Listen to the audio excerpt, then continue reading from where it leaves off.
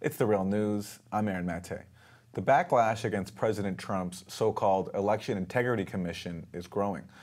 Last week, the commission's vice chair, Chris Kobach, asked every state to provide the private information of voters, things like names, social security numbers, addresses, birth dates, political affiliation, and criminal history. But now, some 47 states are refusing to comply. Joining me to discuss is Nina Turner, the former Ohio State Senator, now the president of Our Revolution and the host of the Nina Turner Show here on The Real News. Senator Turner, welcome. Thank you, Aaron. Thanks for joining us. Your thoughts on this request, this insane request by Chris Kobach to all these states? Yeah, you called it. I mean, it is an insane request, and I'm glad to see that 47 states thus far have weighed in. I think 20 states have just flat out said you're getting nothing. And then the other 27 states, are going to comply partially. But this is nothing but a commission to try to back up the falsehood that President Trump is peddling about millions of people voting illegally, which is a fallacy. I think it was the Brennan Center that says that you have a greater likelihood of being struck by lightning than to have large swaths of people committing in-person voter fraud. It is ridiculous, and it is meant to scare the American people and to make them feel as though they can't trust our election system. More than setting up a sham commission like this, what the president should be doing is looking at ways on how we can make voting more accessible. And also in light of, what the intelligence agencies have said about, the Russians and whether or not we are vulnerable in terms of the equipment, the voting machines and those kinds of things that we need to ensure that our elections are solid.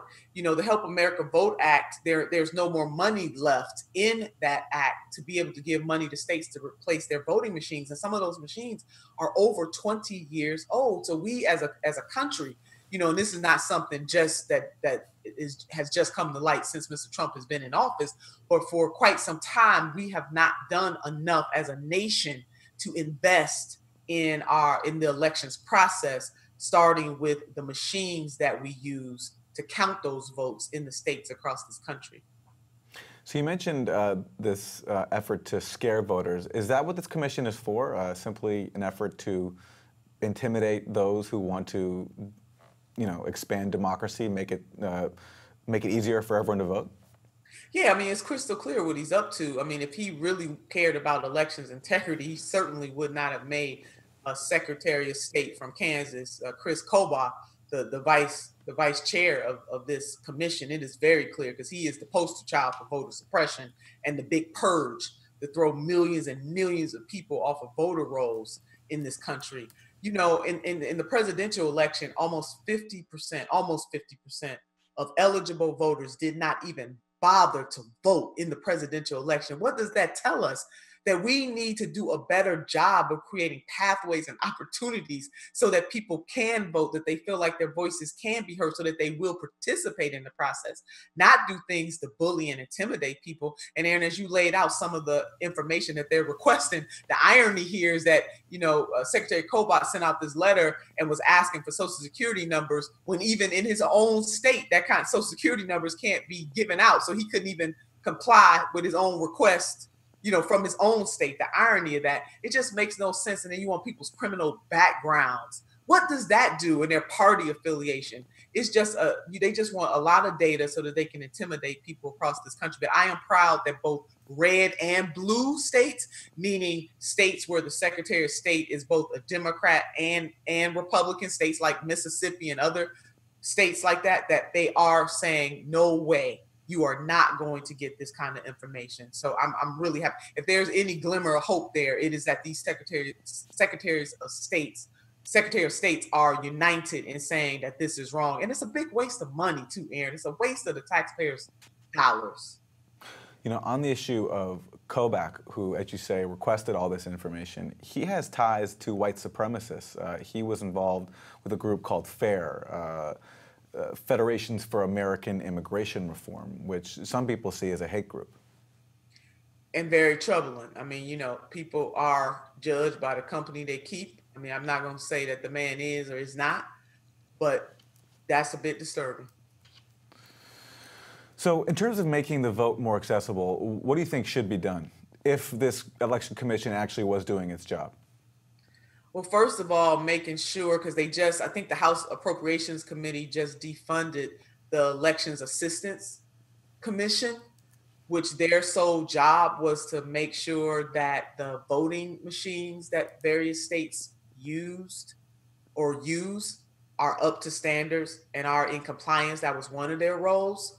And so the fact that the House Appropriations Committee has just defunded them, coupled with the fact that this so-called Elections Integrity Commission exists, is really bad. So I would say that they should make sure that we fund the EAC in a way that they can do their job to make sure that elections are protected. There are bills pending right now. I mean, we should make voting a national holiday. We should do some automatic voting registration.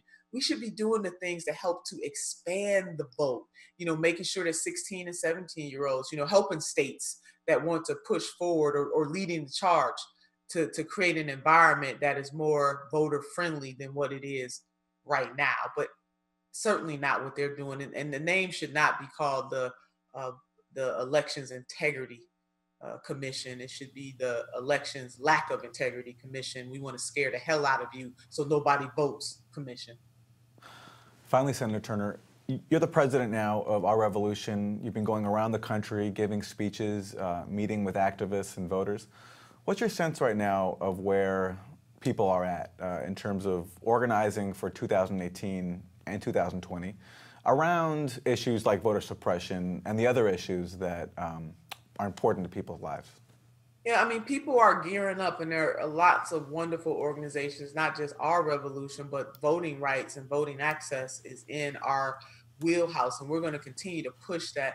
And that's not the most sexiest thing. It doesn't get a lot of media play, but all of the things, whether for progressives or anybody that really cares about what is happening in this country and how we wield the people's power, then that means you have to support people who you believe in and help them win office. Well, the way that the average American can do that is through the ballot box.